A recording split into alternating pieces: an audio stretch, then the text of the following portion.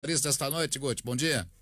Bom dia a todos. É até um bom assunto para a gente começar, Magno, porque poderia ter mais garotos nesse time, né? Pela característica do jogo, por ser início de campeonato gaúcho, na verdade o que vai a campo hoje é um time reserva. Claro que com garotos no banco, muita expectativa da torcida do Grêmio para saber do Ricardinho, que é centroavante, outros até mais conhecidos, como o próprio Guilherme Azevedo, Lucas Araújo, que já fazem parte do grupo principal, vez por outra aparecem, mas também tem Fernando Henrique, da linhagem de volantes, o próprio Wanderson, né? Mas esse sim, já bastante utilizado, é um reserva hoje do Vitor Ferraz.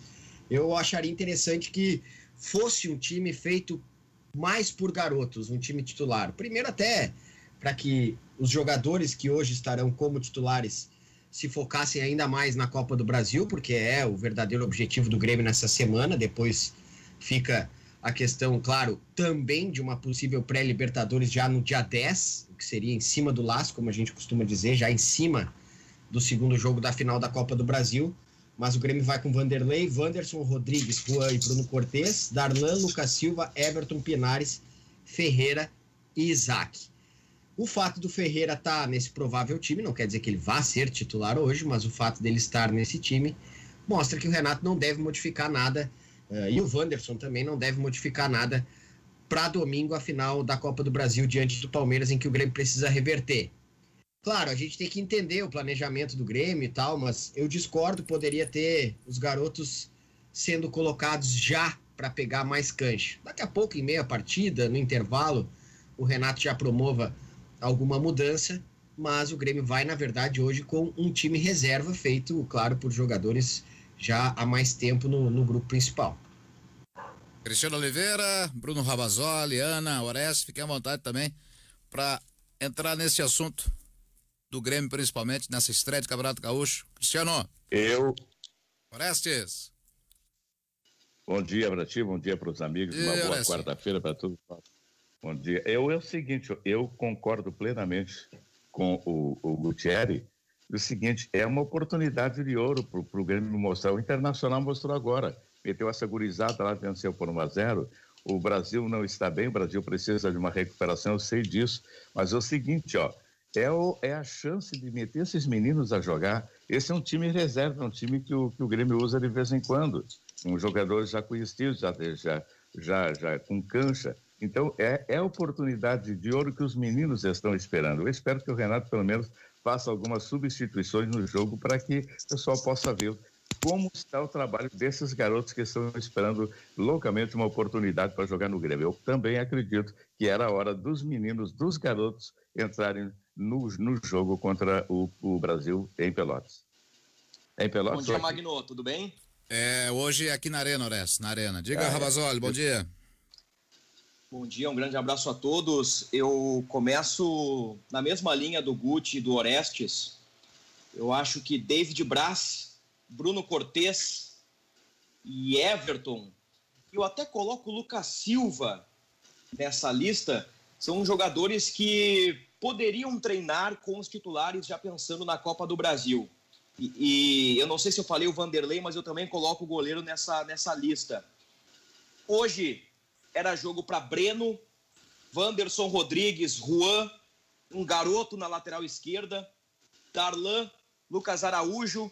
Eu escalaria o Pinares, eu acho que o Pinares mostrou pouco até agora, ele não está inscrito na Copa do Brasil, é um jogador que precisa ritmo, precisa mostrar mais, foi um investimento do Grêmio, então eu acho que seria justa a escalação do Pinares. Ferreira, Isaac e Guilherme Azevedo. Eu acho que Vanderlei, David Braz, Cortes, Lucas Silva, Everton, Tassiano, todos já conhecem. São jogadores com ritmo. Eu acho que o Renato podia dar uma mesclada, colocando aí um time predominantemente de garotos para a primeira rodada do Campeonato Gaúcho. Na verdade é a segunda, mas a estreia do Grêmio na competição. O Brasil vem de derrota para o Aimoré, o Brasil também vem numa reformulação, contratou novos jogadores, está montando um novo time para a disputa da temporada 2021, então eu vou nessa mesma linha aí do Guti e do Orestes. Eu não entendo por que escalar David Braz, Cortes e esses jogadores mais cascudos numa estreia de certame regional, tendo em vista que o Grêmio tem vários garotos de qualidade no elenco. Oliveira? O Grêmio, saudações, bom dia, senhores. O Grêmio, tudo certo. O Grêmio mudou muito nos últimos anos, né? E mudou para pior. Isso é o que eu vejo, pelo menos. O Grêmio, se pegar ali das últimas temporadas, o Grêmio usa muito esse discurso de que vocês criticam, mas o Grêmio vem sendo campeão e tal. Primeiro que os títulos que o Grêmio conquistou, eles já estão começando a ficar para trás, né? Nós estamos em 2021 e o Grêmio foi campeão da Copa do Brasil em 16, da Libertadores em 17. Então eles já estão começando a ficar para trás. E coisas boas que o Grêmio fazia nesses anos, ao longo do tempo, sabe-se lá por que cargas d'água, ele parou de fazer. Mesmo que aquele time de transição que o Grêmio colocou para jogar o Campeonato Gaúcho em 2018, lembra, depois do Mundial? Sim. Mesmo que aquele time tenha muito mais derrotas do que vitórias e não tenha funcionado coletivamente, aquele time apresentou garotos, bons garotos. Aquele time marcou uma sequência para... Eu não vou lembrar de todos agora, mas o Isaac começou a aparecer ali, acho que o Matheus Henrique começou a aparecer ali, o Jean-Pierre começou a ter mais chance ali, o PP, se não me engano, daquela leva, um pouco antes, um pouco depois, mas o Grêmio tratava Campeonato Gaúcho como uma Rodrigues, competição... acho que também começou a aparecer ali, né? Não, o Rodrigues veio depois. O Rodrigues, naquela época, acho que ele estava ainda no ABC de Natal. Perfeito. Mas enfim, jovens jogadores. O Guilherme Guedes era dali. Guilherme Guedes era daquele time e tinha 17 anos. Então, assim, o Grêmio tratava, tudo bem, aquele time mais perdeu. Isso, aquele time mais perdeu do que ganhou, é verdade. Mas olha quanta gente aquele time revelou. Daqui a pouco o conjunto podia não favorecer, ou entrar com um time 100% de guris podia não favorecer. Isso é um contexto específico. Mas o Grêmio usou aquele Campeonato Gaúcho para lançar jogadores. O Grêmio havia lançado em gauchões anteriores, eu vou pegar até antes de 2006, o Grêmio em 14, 15, ele começa a lançar garotos como Lincoln, que tudo bem, não deu tão certo, mas Pedro Rocha, Luan, Everton Cebolinha. Eu lembro de fazer um jogo do Grêmio do Mabilha, um jogo no Passo da Areia, em que o Luan era reserva do Everton Cebolinha, os dois jogavam na mesma posição, depois o Luan foi descoberto em outro. Arthur nem se fala, imagina. Então olha só quantos jogadores o Grêmio aproveitou nos últimos campeonatos estaduais para lançar. E aí que eu entro para dizer que nos últimos anos o Grêmio mudou, gente, e mudou para pior. Olha só esse time provável ou possível que o Gutierre passa, ou dentro daqueles jogadores que o Grêmio pensa em trabalhar. David Braz, Everton, que veio do São Paulo, os próprios goleiros. Gente, o Grêmio tem um goleiro na base que é um fenômeno, chama-se Adriel. Será que o Grêmio vai esperar o Adriel ter 26 anos para botar para jogar, que nem o Inter fez com o Daniel agora? Então vamos colocar a gurizada para jogar, daqui a pouco tu surge, ou daqui a pouco tu vê surgir nesse time, vou exagerar um pouquinho, ou talvez nem seja exagero, um novo PP, um novo Jean-Pierre, um novo Luan, um novo Everton, um novo Pedro Rocha, a gente só vai saber vendo. O que eu sei, Magno e senhores, é que o David Braz, ele não vai mudar, o David Braz é isso. O que eu sei é que o Vanderlei é isso. O que eu sei é que o Everton e São Paulo é isso. Esses eu sei o que vão render.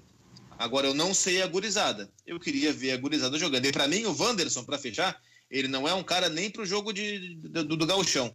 Para mim, o Wanderson deveria ser titular na final da Copa do Brasil contra o Palmeiras domingo.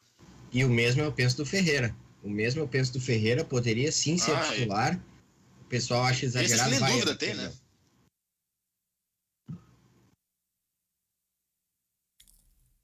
Eu não entendi nenhum que um outro falou, então eu peço que o Guti se manifeste e o Oliveira tu não falaste da Ana, daí eu... A Ana não tá, né? Que eu achei que faltava a Ana se manifestar, perdão. Não, gente, tô sim, acompanhando aqui vocês. Eu não tô tão louco assim, né? Desculpa.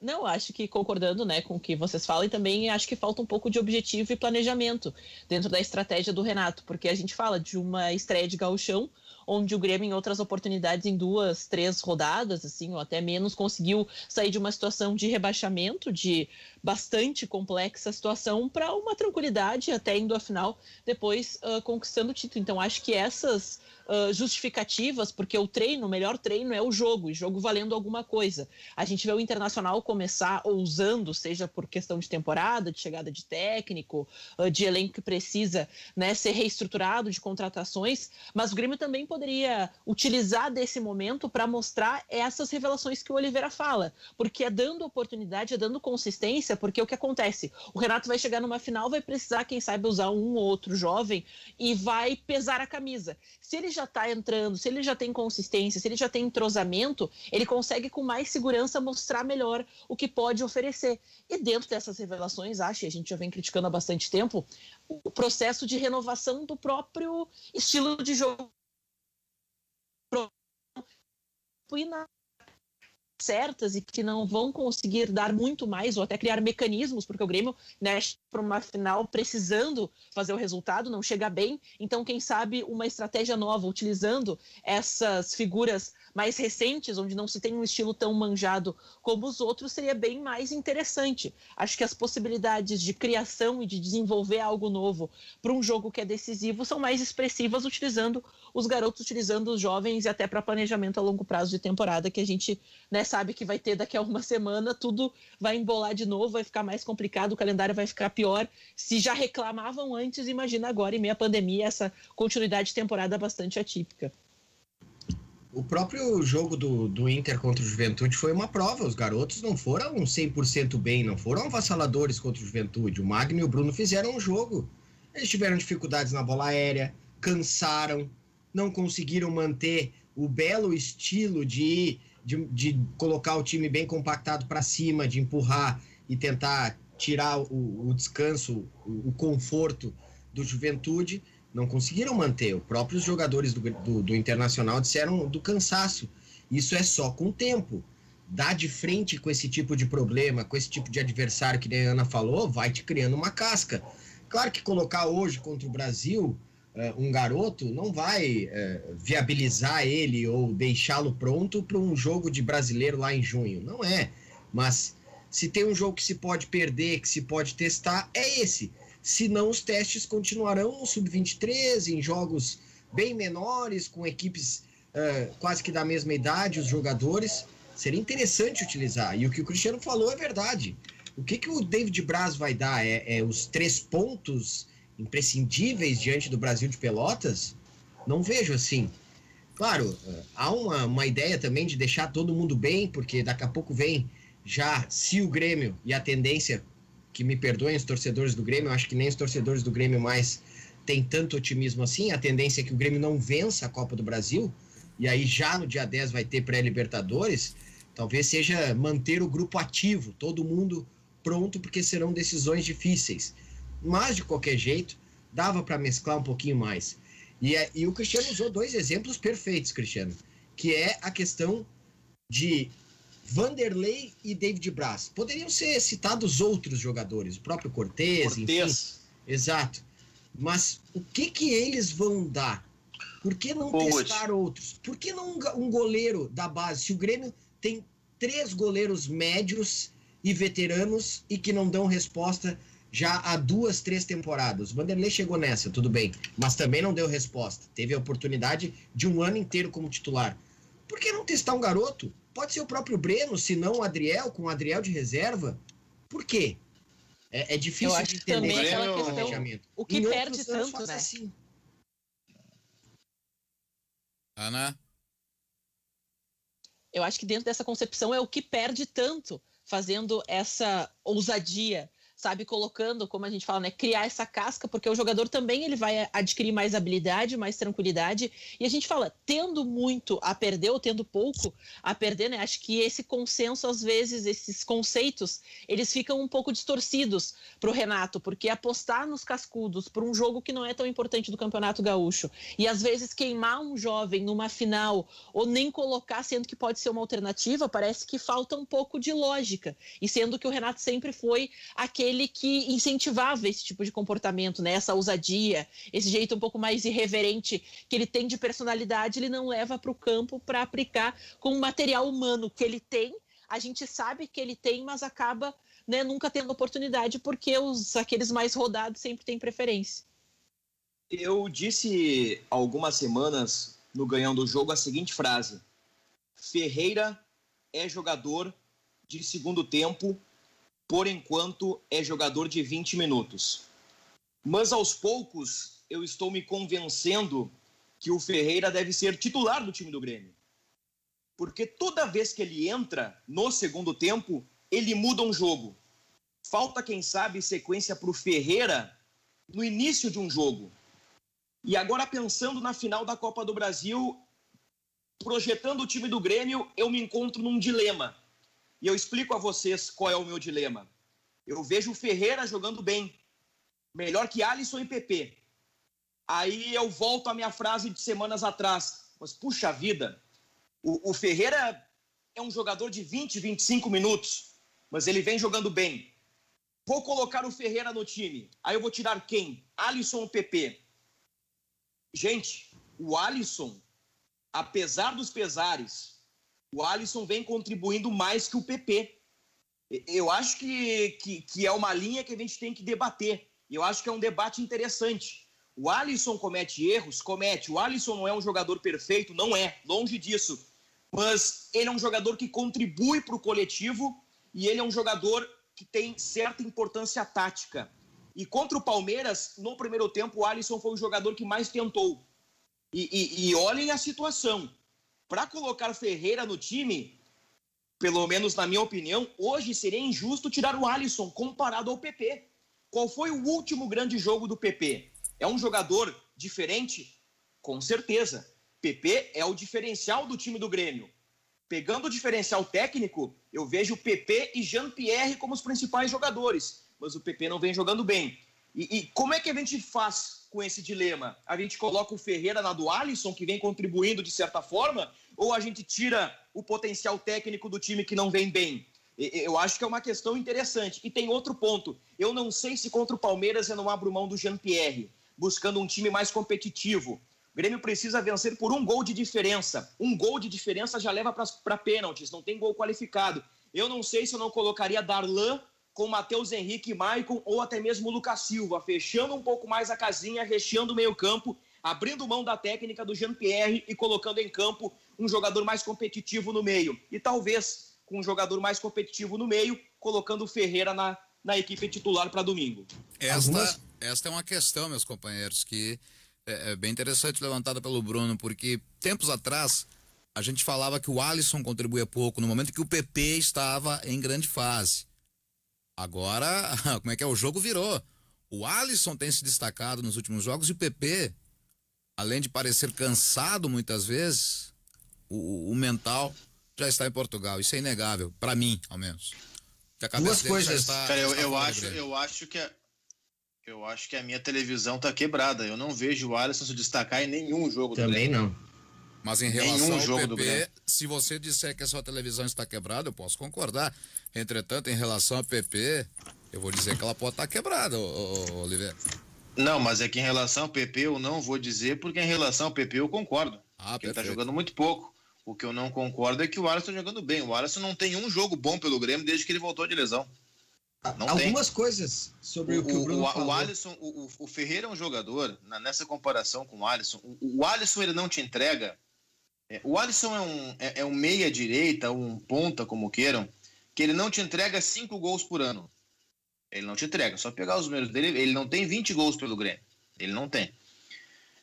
O PP tá jogando pouco. É verdade, tá jogando pouco. Então vamos parar e ver por que tá jogando pouco o PP. Tá com a cabeça em Portugal, então tira do time. O que não me parece ser o caso, porque no próprio Grêmio, antes do PP, teve um jogador que já vendido para Portugal estraçalhou o Inter num Grenal, chamado Everton Cebolinha. Então não me parece que... Eu sei que são outros jogadores, outro perfil, outra característica, pode ser. Mas tem uma coisa além do PP que eu tenho chamado a atenção nos últimos jogos e eu acho que não tem não tem, digamos assim, o Renato sido cobrado da forma com que deveria em relação a isso, ou pelo menos questionado. Ele até foi, mas ele não responde, então também não adianta nada. O PP, ele tá jogando no Grêmio muito mais como um suporte de centroavante do que como um ponta pela esquerda. E eu lembro que o Renato, ele já tentou fazer isso com o Cebolinha, antes da venda do Cebolinha para Portugal. Ele transformava o Everton Cebolinha muito mais num segundo atacante, atrás do Diego Souza, do que propriamente num ponta. E esse não é o melhor Everton Cebolinha. E esse não é o melhor PP. O melhor PP é o que recebe a bola na ponta, com espaço, partindo e esse espaço tem que ser gerado, tem que ser construído, ou através de ultrapassagem do lateral, ou através do meia se aproximando, atraindo marcação, para ele conseguir partir no 1 contra 1, ter a vitória pessoal, buscar a vitória pessoal, se ele vai conseguir ou não é recurso técnico, mas buscar a vitória pessoal com base em drible. Pegar a bola e partir para cima dos caras. O PP, durante um tempo, era o maior driblador do Campeonato Brasileiro. O número de dribles do PP caiu vertiginosamente nos últimos jogos. Por quê? Porque você olha o jogo e vê o PP lá chegando na área perto do Diego Souza por dentro. Para quê? Para abrir corredor para a passagem do Diogo Barbosa. Não, é o contrário. Um parênteses, é o Diogo Barbosa quem tem que potencializar o PP. Diga. Um parênteses, e dentro disso que você coloca quanto ao PP, o Paulo, aqui de São Leopoldo, mandou o seguinte recado: o Renato está sacrificando o PP, fazendo ele jogar pelo meio. Ele tem razão. Ele tem razão. No jogo da ida da Copa do Brasil, eu falei isso, o Grêmio Palmeiras. O PP está de suporte de centroavante. Ele recebe a bola na esquerda e, havendo a marcação, ele solta para trás e vai se enfiar no meio. Não, ele tem que seguir na esquerda. Quem tem que aparecer por dentro, aí o próprio Jean-Pierre tem que aparecer para atrair marcação. Ele tem que carregar um volante com ele para deixar o PP com o marcador a menos. E aí o PP conseguiu usar a velocidade. Então o problema do PP, ele me parece muito mais culpa do Renato do que do PP. Em contrapartida, o caso do Alisson, não. O Alisson é isso aí. É um cara importante, o cara que volta para marcar, não é desprezível. Mas o PP, o Ferreira, desculpa, ele também volta para marcar. O Ferreira também tem desarme, também tem interceptação e tem um jogo muito mais agudo do que o Alisson. Para mim, Wanderson no lugar de Vitor Ferraz e Ferreira no lugar de Alisson. Tweet do colega Pfeiffer, Orestes. Um instante, Orestes. Eu queria falar também depois, Mike. Por favor, Gutierrez também vai se manifestar, mas só para registrar aqui o tweet do Pfeiffer. Não é informação, primeiro ponto. É o sentimento do Pfeiffer, o sentimento do repórter, de que, após ter aí dialogado com algumas pessoas diretamente envolvidas na renovação ou na negociação da renovação do Renato, de que isso deve ser confirmado hoje ou amanhã, entre hoje e amanhã. Então, vamos aguardar aí, ao menos nesse feeling aí do Pfeiffer, de que hoje ou amanhã, talvez até mesmo na entrevista aí de hoje à noite, pós-jogo aí do Brasil, Grêmio Brasil, se anuncia a renovação do Renato. Por favor, o Orestes, e na sequência o Gutierrez também tem a prioridade. Eu acho interessante o seguinte, o lado esquerdo do Grêmio de ataque, ele sempre foi o terror das defesas adversárias. Tanto com o Cebolinha, com o Cortez, tanto com o Diogo Barbosa, tanto com o PP. Mas por que mudar uma coisa que estava dando certo? O Renato mudou os atletas participarem do jogo num novo estilo de jogo e aí piorou a situação, mas não podia continuar dando certo, jogando da maneira que os jogadores indo à linha de fundo, fazendo cruzamento, não o PP se infiltrando pelo meio. Isso aí não poderia ter sequência, não deu sequência, ele quis inventar um outro tipo de jogo para isso, será ou não? A gente fica imaginando isso, porque ele tenta mudar às vezes os sistemas, só que nesse caso do PP acabou prejudicando, né? Isso é quase que consenso. Exato. De que prejudicou o garoto, né? Diga, Gotti. Não, algumas coisas. Primeiro, sobre o Ferreira, essa coisa de ser jogador de segundo tempo. Eu acho muito perigoso a gente falar, eu entendo os argumentos, mas eu vou lembrar de 2 jogos que eu fiz e que o Ferreira iniciou contra o Goiás e contra o Sport. Ele não foi mal e ele foi o primeiro a ser sacado no jogo. Segunda coisa, ainda sobre isso. Por que o Ferreira tem que arrebentar nos jogos que inicia e a gente assiste 20, 30 jogos dos outros fazendo igual ou pior? E quando ele entra nesses mesmos jogos, ele vai bem. Outra coisa, entre Alisson e PP, eu vou ficar com o melhor jogador. Mesmo que eu reconheça que a fase do PP não é das melhores. eu ainda assim utilizaria Ferreira e PP. Só uma sequência do Ferreira para a gente poder dizer que ele é jogador de segundo tempo, e é muito perigoso que se fale isso. Mas tudo bem, vou, né, entender os argumentos de quem fala, quem tem essa impressão sobre o Ferreira. Mas, de qualquer maneira, por que o Ferreira precisa arrebentar nos jogos que vai iniciar, e são pouquíssimos o que ele recebe oportunidade entre os titulares, porque também colocar num time reserva, colocar num time sem entrosamento. O Orestes fez comigo o jogo contra o Bragantino. Ele não arrebentou, mas ele foi bem, fez jogada, driblou um monte, tentou vários passes para dentro da área, o Thurin não aproveita, outro que também não está rendendo muito. Então, eu acho que está na hora de dar uma sequência ao Ferreira no time titular, sequência de verdade, para aí sim a gente dizer, realmente o Ferreira rende menos do que o Alisson e o PP. Claro que o PP vai embora, aí é outra história, mas a gente fica quase que numa impressão do ar, assim, sem realmente observar o que o PP faz, o que o Alisson faz e o que o Ferreira tem feito. Somente uma sequência dada ao Ferreira que a gente vai poder realmente dizer se ele é jogador insuficiente. E eu sempre falo isso quando eu argumento sobre o Ferreira. Eu não acho que ele é craque. Talvez o Grêmio tivesse que contratar jogadores para os dois lados ou tentar outras alternativas. Agora, ser tão definitivo com ele e ser tão condescendente com os dois que não estão rendendo entre os titulares é o que eu discordo. O Ferreira é um jogador, eu até fui pegar aqui, ele no Campeonato Brasileiro, eu vou pegar Brasileirão porque a Copa do Brasil são menos jogos, são cenários diferentes. Brasileiro acho que pega um recorte melhor. Ele foi titular 7 vezes. Eu acho que é um recorte muito pequeno, embora eu concorde que se pegar quais foram os melhores jogos do Ferreira, se pegar uma lista, sei lá, de 3, 4 melhores, de fato vão ser os que ele entrou no segundo tempo. Mas eu acho um recorte muito pequeno para a gente daqui a pouco cravar que ele é um jogador que não funciona se começar o jogo. Eu acho que o Ferreira, ele te dá drible, ele te dá vitória pessoal, ele te dá um jogo para frente, jogando aberto pela direita, ele te dá cruzamento, ele tem assistência para gols importantes do Grêmio, gols, inclusive o gol que classificou o Grêmio contra o São Paulo para a final da Copa do Brasil, uma jogada do Ferreira pela direita, ele cruza, o Diego Souza cabeceia, tem um rebote e ele ali de puxeta, de meia bicicleta faz o gol.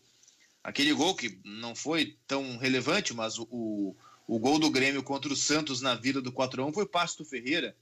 Aqui em Porto Alegre, se não me engano, o Grêmio e Santos, quem cava o pênalti é o Ferreira, eu posso estar enganado, mas se não me engano foi ele.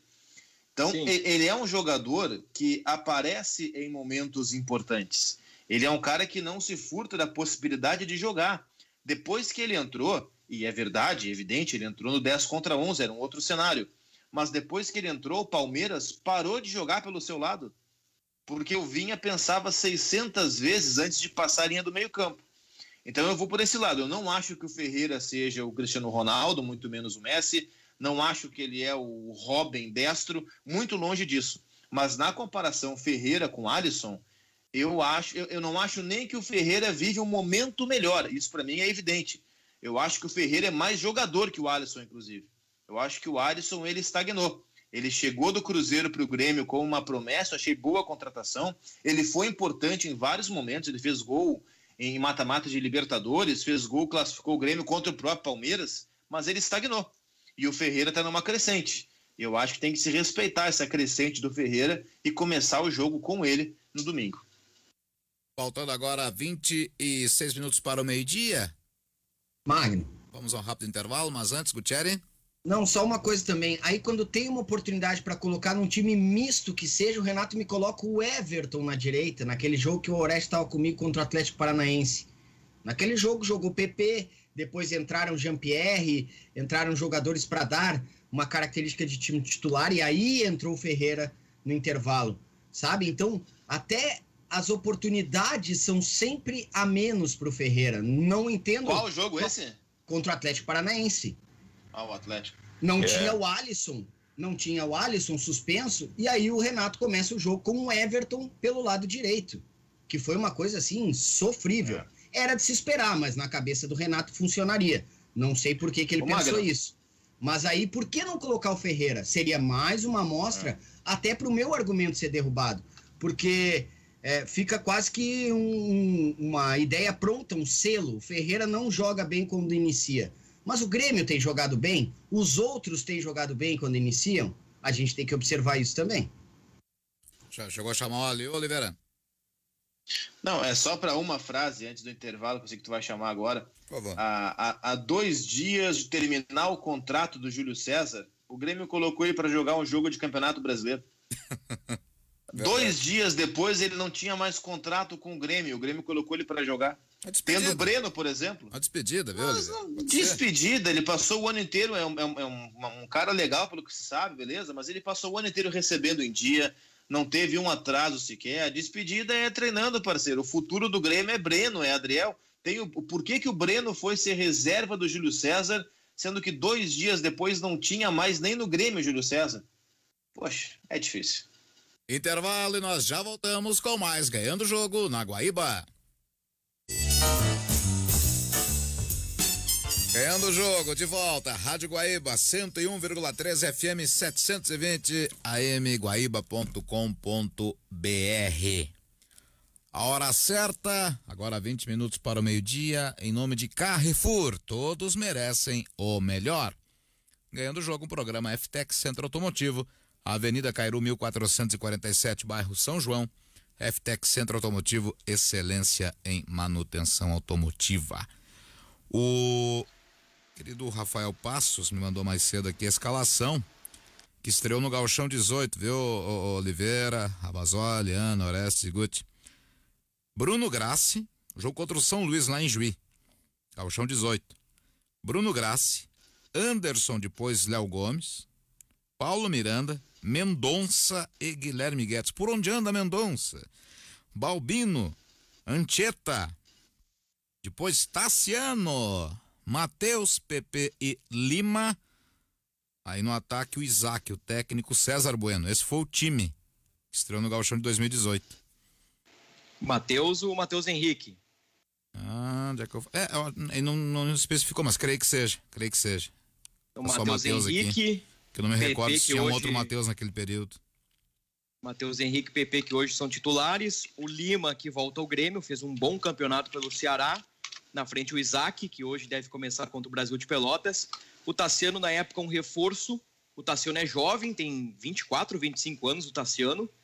Na época jovem, recebeu oportunidade, ainda é jovem, na verdade. E o Paulo Miranda... É ele sim, é o Matheus Henrique, sim. Eu não lembro agora se o Paulo Miranda é 17 ou 18. Acho que o Paulo Miranda é 18. E atuou por ser uma nova contratação. Tá aí a diferença, né? Hoje é David Braz, Cortez, Vanderlei.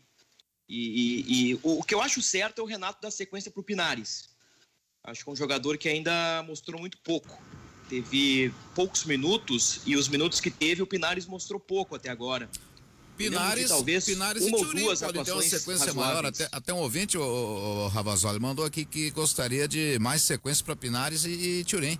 O Pinares foi muito bem diante do Bragantino. Muito bem, eu tô sendo um pouco exagerado, mas ele foi bem. Foi o melhor do Grêmio naquele jogo. O Ferreira também foi bem. Concordo, tem que dar oportunidades, mais oportunidades. Eu só não entendo por que para alguns são muitas oportunidades, exaustivas oportunidades, e para outros parece que não há uma confiança, sendo que o que acontece no campo desmente essa falta de confiança, pelo menos, claro, no que eu vejo, né? Pois é, uma coisa é oportunidade para Pinares e Turim, que foram contratados recentemente e não tiveram sequência no time titular.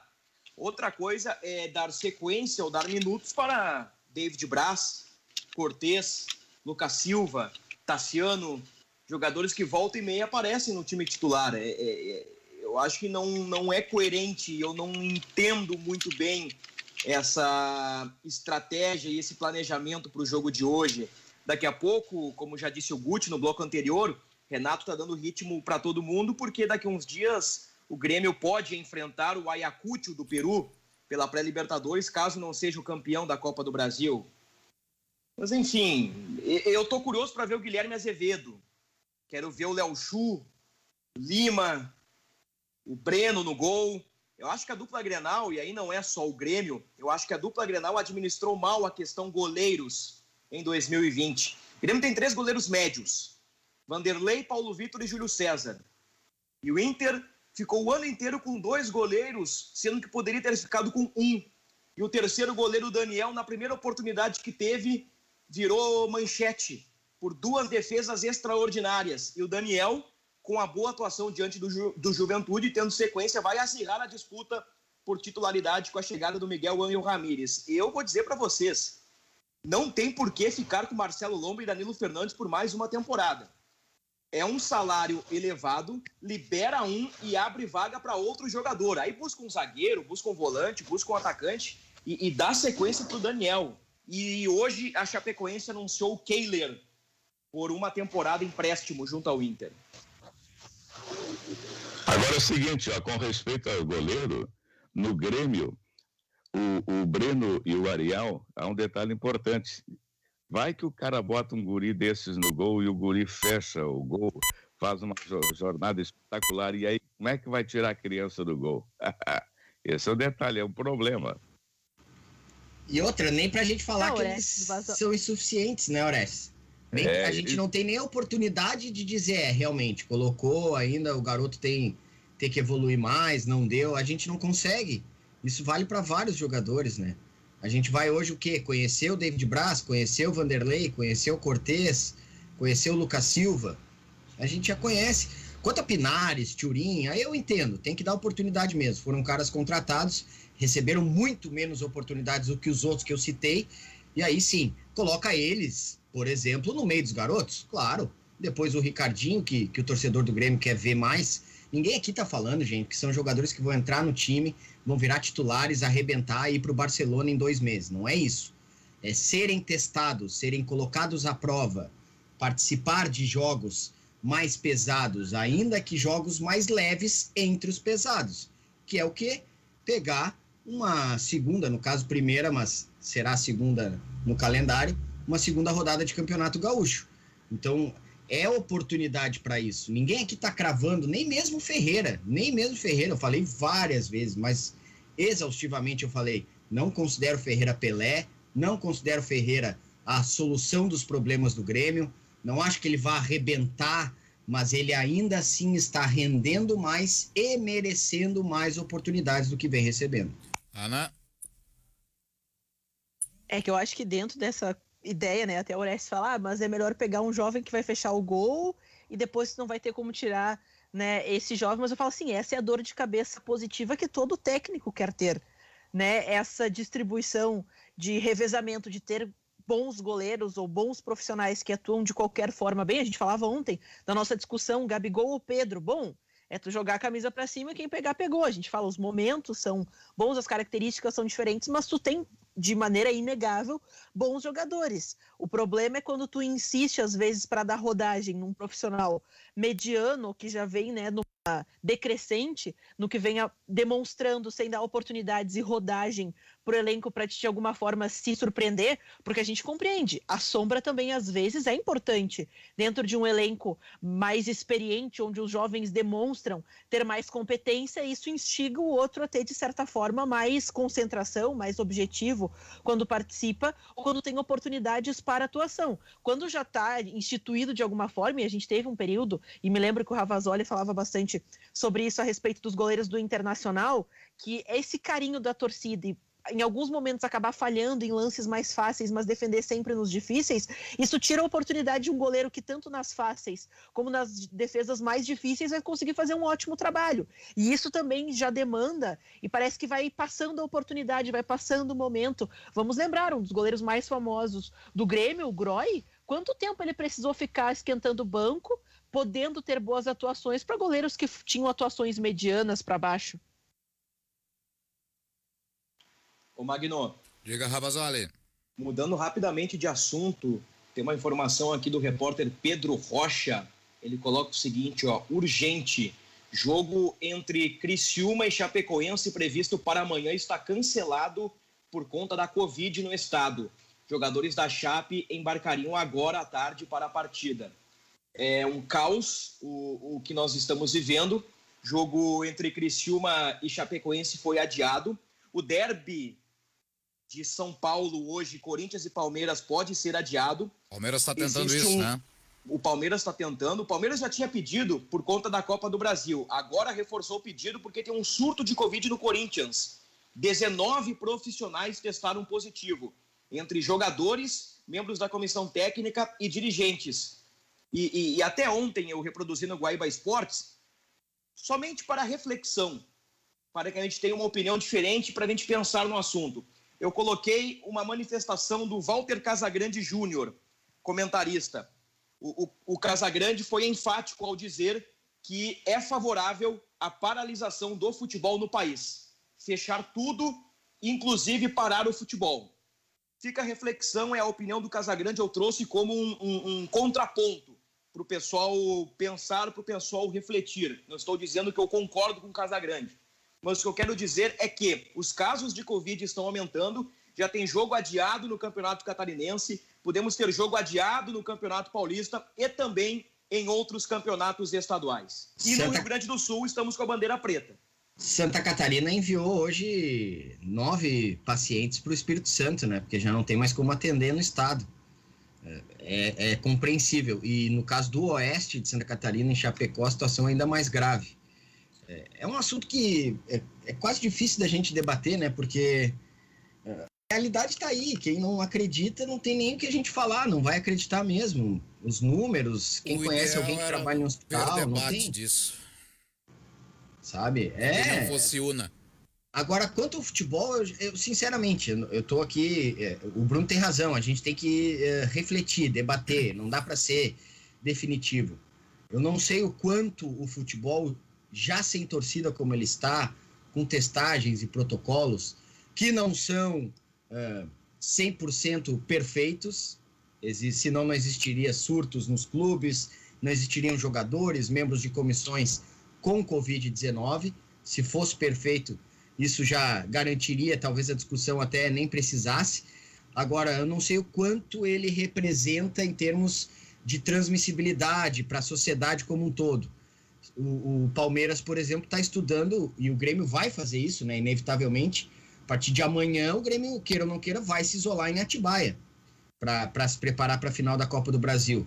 O Palmeiras também está tendo essa ideia de colocar todo mundo na academia de futebol para que fiquem isolados até a final da Copa do Brasil.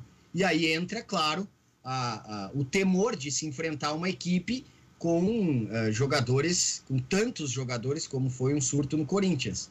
Aquela coisa, sempre tem um assintomático, que daí, do momento em que ele fez o exame, negativou, até o momento que ele entrou em campo enfim, ele conviveu com outros atletas, disputou bola, encostou, fez tudo, também pode ser um momento que ele já ali poderia estar infectando outros atletas e seria um prejuízo, além da saúde, que é o principal, né? Isso não parece que eu estou falando aqui somente no sentido esportivo, mas além da saúde, poderia prejudicar o Palmeiras, por exemplo, numa final de Copa do Brasil.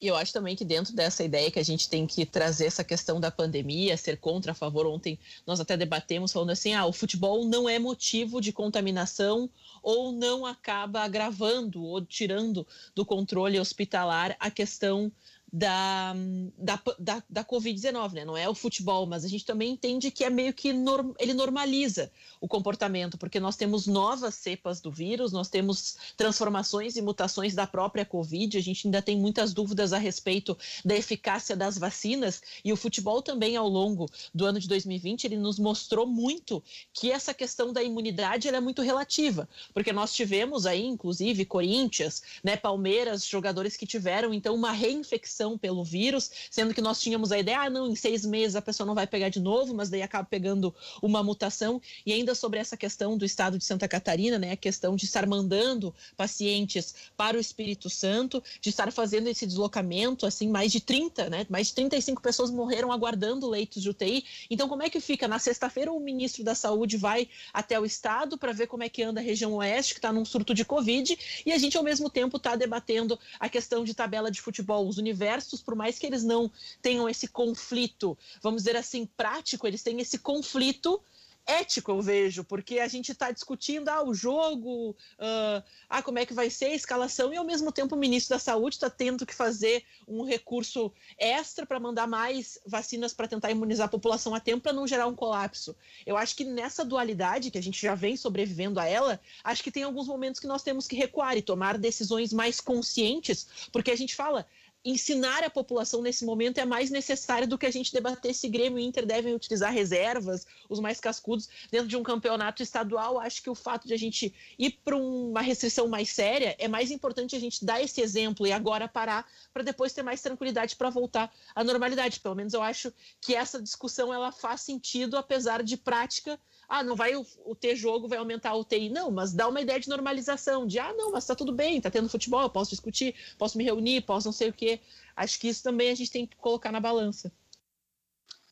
Ô Magno, o Brasil do Tite, a seleção brasileira, tem compromisso no dia 26 de março contra a Colômbia, fora de casa, e no dia 30 pega a Argentina em Recife. E eu trago uma informação do repórter Fred Caldeira.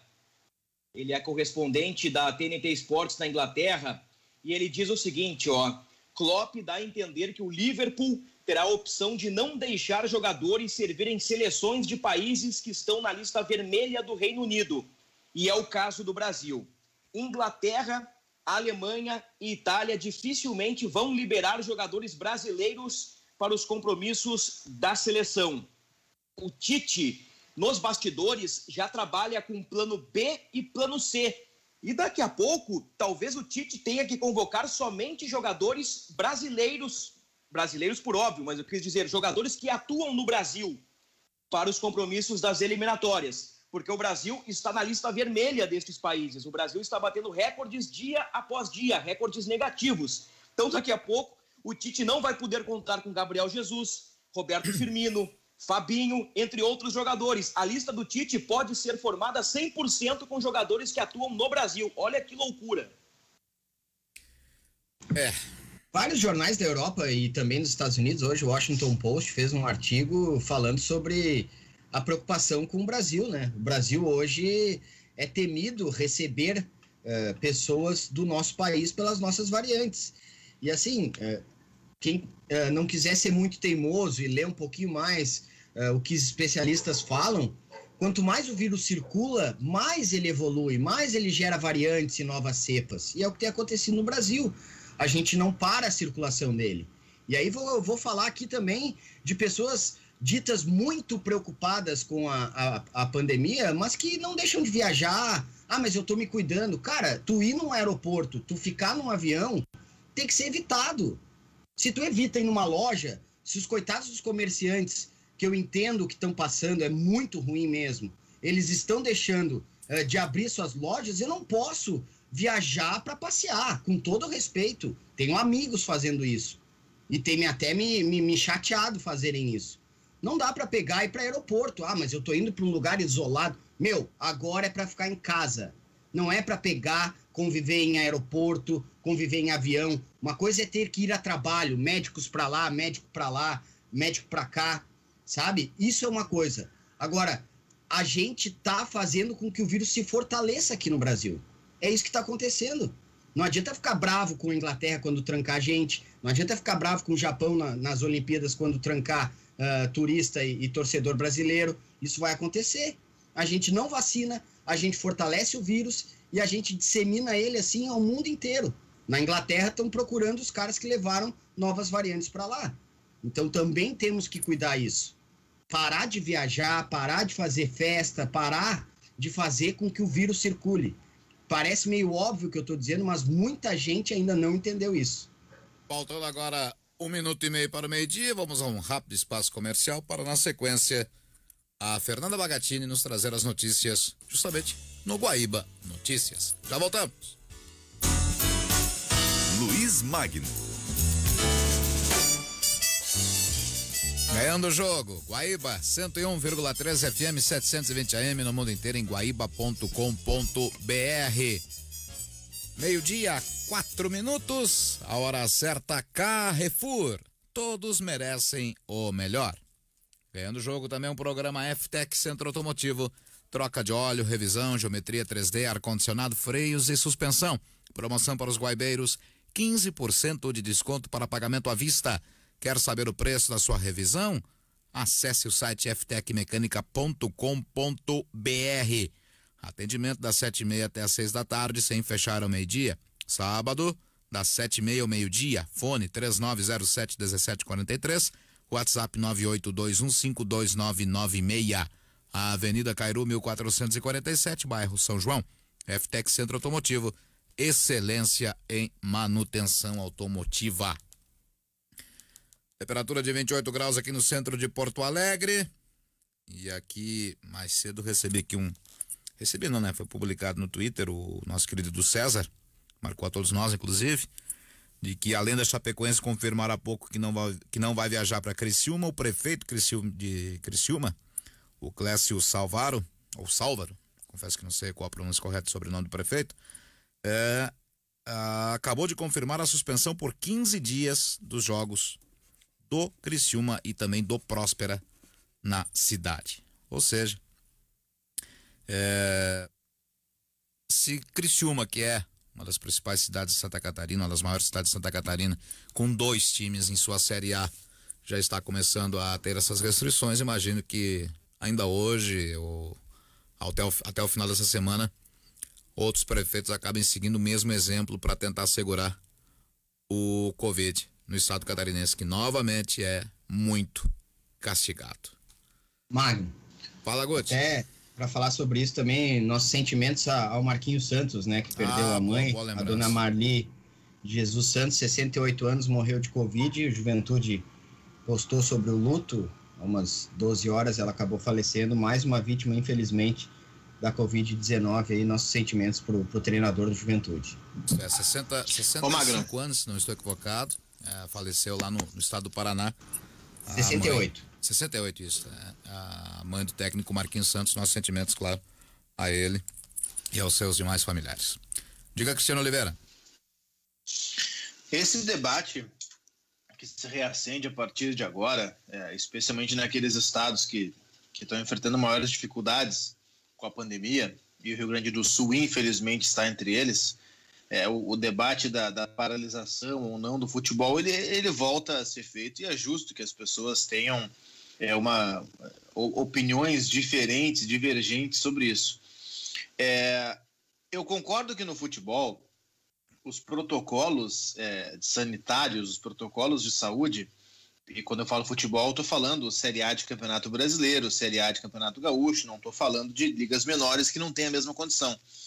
Mas os jogadores são testados a cada 24 horas. Então, é uma espécie de bolha, não de convivência, porque o jogador vai para casa e vai ter contato com família, com esposa, com amigos, enfim, que daqui a pouco podem pegar de um outro lugar, mas ele está sendo testado frequentemente, ao passo em que, se ele testar positivo, de imediato já vai se saber e ele já vai receber um tratamento diferenciado.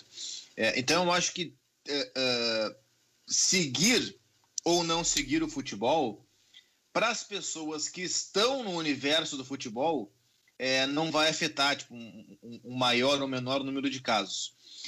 A opinião, entretanto, que eu tenho pelo outro lado mais humano da coisa, e quando a gente fala em ser humano, a gente fala em seres que são problemáticos, muitas vezes, é que a paralisação do futebol, que alguns estão defendendo, e aí nesse ponto eu concordo, ela dá um recado muito claro para as pessoas de que não está tudo normal.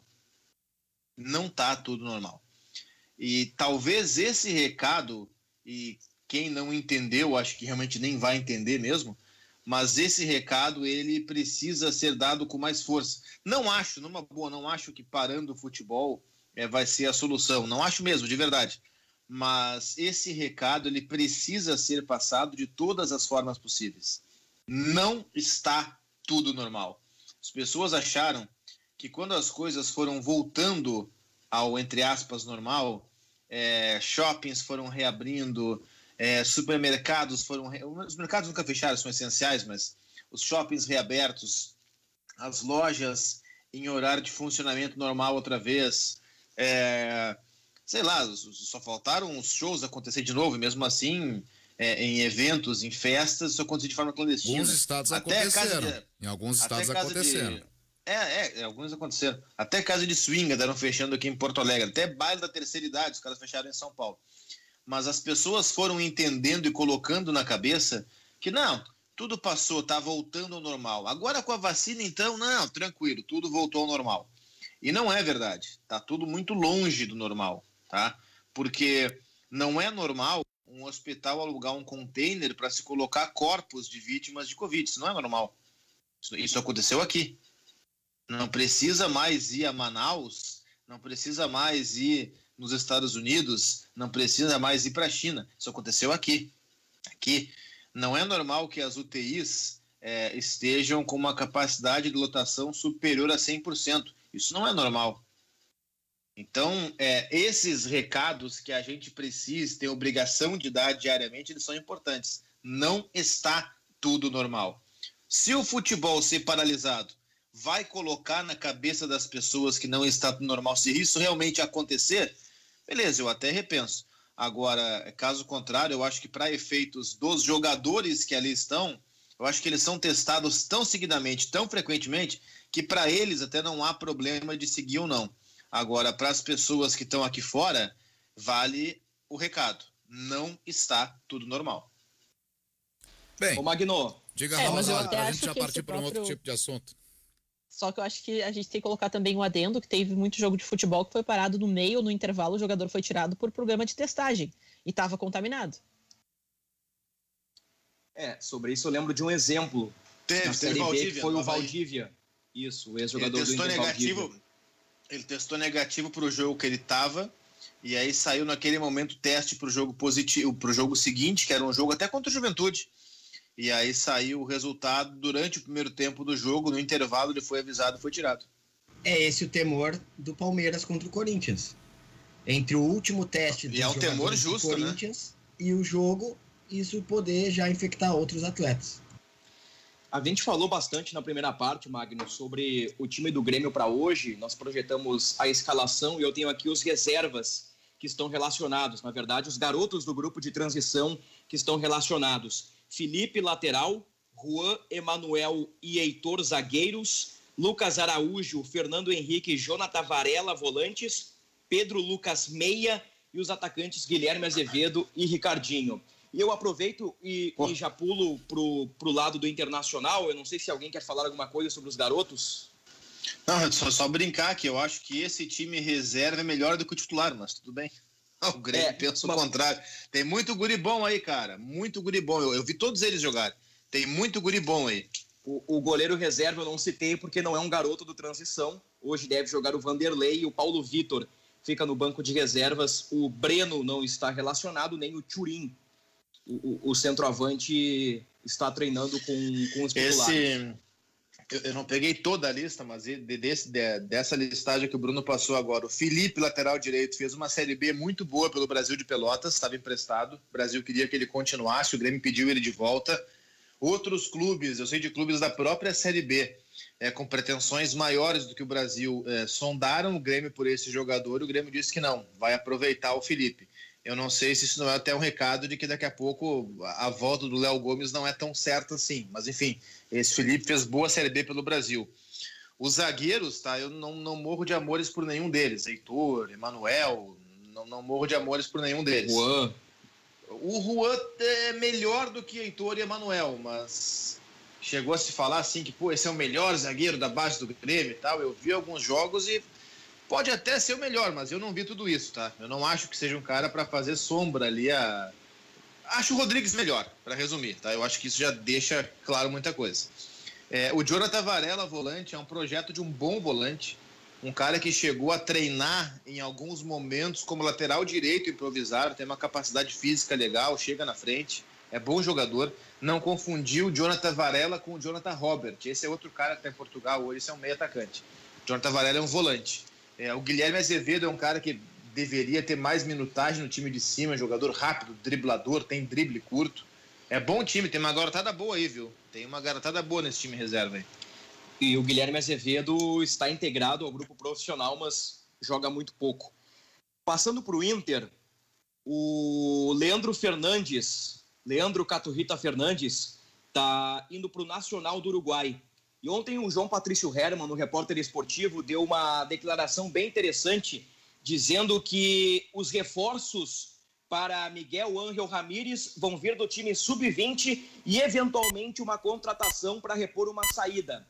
O Inter está contratando o chileno Carlos Palacios, 20 anos, do União Espanhola, e o Leandro Fernandes está saindo. Então, Carlos Palacios está vindo numa reposição para Leandro Fernandes. Sai um atacante, vem outro. O Inter ainda quer buscar um zagueiro no mercado, é uma posição carente, independente de Miguel Ángel Ramírez ou qualquer outro treinador, nitidamente é uma posição carente. Então o Inter vai ver os defensores do Sub-20 e pode tentar um movimento no mercado para buscar um zagueiro. E o Sarrafiori também está de saída, mas é um jogador que já estava fora dos planos. O Kehler foi para a Chapecoense e o Inter monitora o volante Gabriel Neves, do Nacional do Uruguai.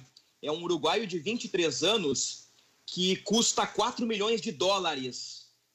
Um repórter uruguaio disse que esse é o valor que o Nacional quer pelo Gabriel Neves, 4 milhões de dólares. O Paulo Brax, pós-vitória contra o Juventude, disse que o Inter não fez uma proposta por este jogador, mas fez alguns elogios ao Gabriel Neves. De fato, o Inter ainda não fez proposta, não fez sondagem, mas está muito bem informado sobre este jogador.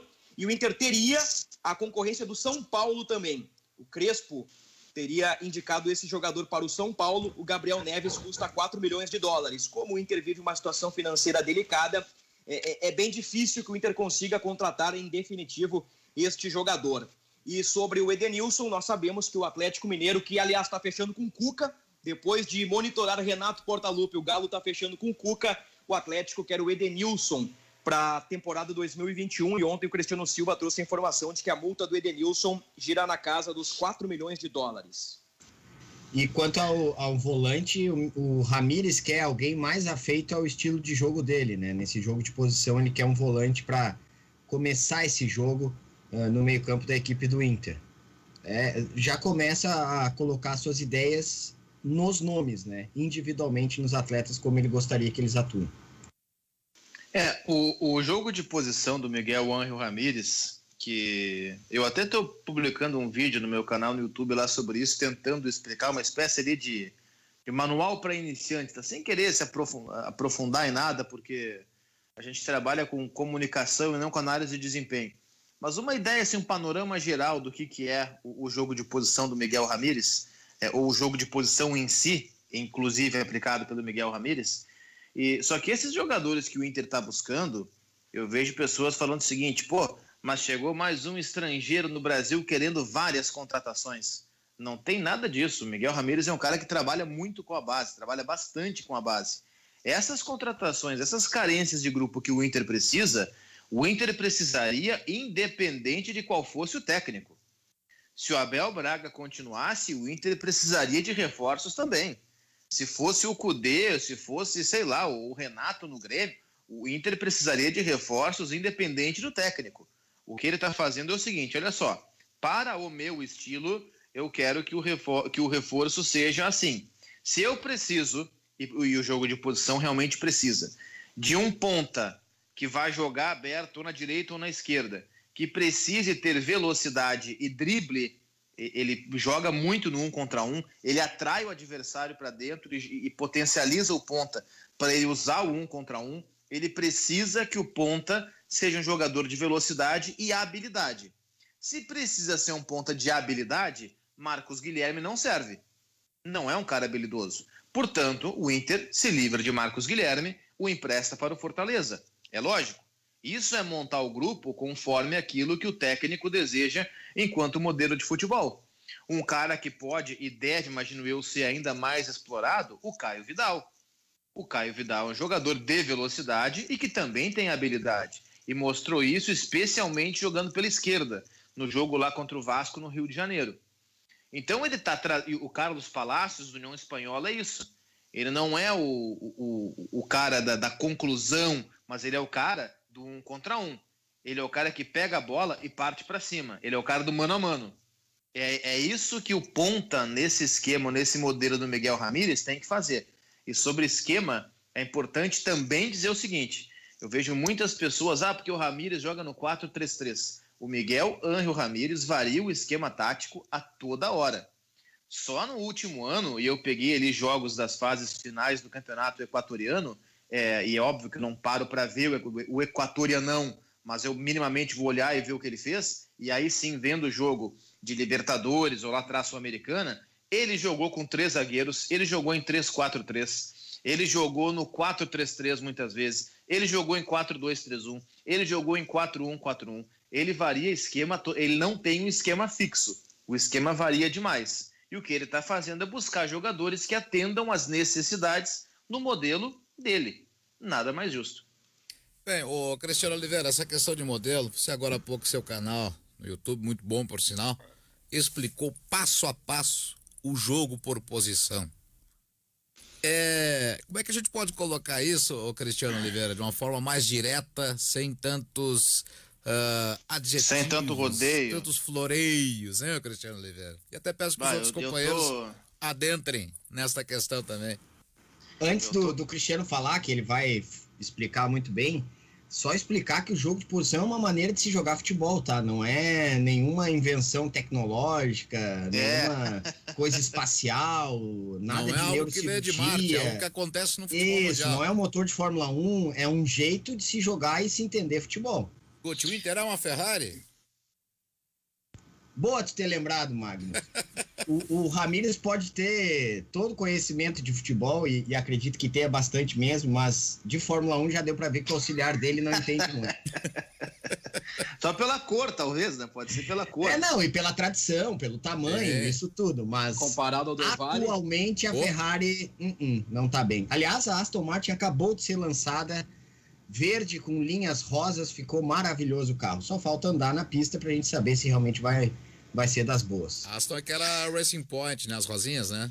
Essa mesmo, de Sebastian Vettel e Lance Stroll. Boa sorte a eles, vão precisar. Mas voltando ao jogo de posição, cara, né, Oliveira? Vamos lá. Primeiro que eu sei que vai ter muita gente, porque a gente falou isso várias vezes no futebol, as pessoas têm orgulho da ignorância, né? Eu não sei esse negócio, nem vou saber. Tá bem, fica na ignorância quem quer ficar. Hoje em dia, os meios para se aprender aí são vários. E todos nós, uma hora, a gente não sabia também o que era, a gente foi atrás, foi buscar, foi se informar. Tá? Por que eu estou dizendo isso? Para evitar aquela coisa de, não, é tudo frescura, futebol é bola na rede, futebol é fazer gol. Tá, tudo bem, é óbvio que futebol é bola na rede, é óbvio que é fazer gol. Mas como é que tu vai colocar a bola na rede? Como é que tu vai fazer gol? Aí entra modelo de jogo. O jogo de posição, primeiro que ele não é nem certo nem errado. Ele é simplesmente uma forma de se ver futebol, que vários técnicos usam, tá? Se ele fosse a forma mais certa de se jogar futebol, todo mundo usava e não tinha debate. Se ele fosse a forma mais errada, o Cruyff e o Guardiola não seriam quem são, porque eles são os dois grandes nomes do jogo de posição. Então é simplesmente um modo de se enxergar futebol, que você pode executar bem ou mal. E aí entra o cara ser um bom ou mau treinador. A base, e eu vou tentar ser o mais didático possível, a base do jogo de posição, o norte do jogo de posição é o seguinte, é gerar superioridade. Existem vários tipos de superioridade. A superioridade tática, uma superioridade dinâmica. Eu não vou nem seguir dando exemplo porque não nos interessa. O que interessa nesse momento, excepcionalmente, são duas. A superioridade técnica, que é no 1 contra 1, você colocar a bola no seu melhor jogador contra o pior do adversário. Aí você vai ter uma vantagem técnica do seu melhor contra o pior do adversário. E a superioridade numérica, que é o grande X da questão. E aí alguém pode saltar da cadeira e pensar, mas como é que tu vai ter vantagem numérica se no futebol são 11 contra 11?